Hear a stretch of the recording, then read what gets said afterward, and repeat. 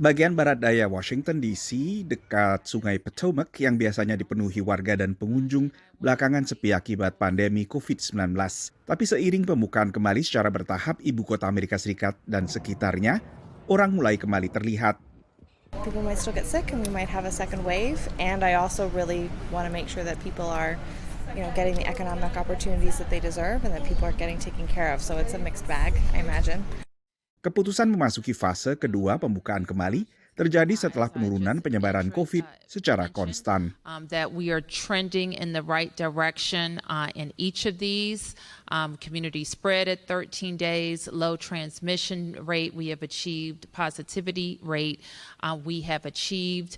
Also for sufficient health care capacity we have achieved, and we are trending in the right direction for contact tracing. Dengan demikian, berbagai kegiatan dalam ruangan, termasuk di restoran, pusat kebugaran, dan tempat ibadah, bisa kembali dilakukan dengan hanya 50% kapasitas maksimal sewaktu sebelum pandemi. Kota New York yang juga telah menjalani PSBB selama kurang lebih 3 bulan setelah menjadi epicentrum penyebaran COVID-19 di Amerika Serikat, juga memasuki pembukaan kembali kegiatan ekonomi fase kedua. Fase kedua di New York agak berbeda dengan fase kedua di Washington DC. Salah satu contohnya, restoran di sana belum boleh melayani tamu di dalam ruangan. Hanya boleh melayani santapan al fresco alias di udara terbuka di trotoar atau teras dan semacamnya. Pengusaha restoran yang selama ini hanya boleh melayani layanan bungkus untuk dibawa ke rumah bisa sedikit bernafas lega. Mereka pun diberi keleluasaan memperluas layanan ke lapangan parkir dan daerah terbuka lainnya. We have suffered immensely. But it's worth it.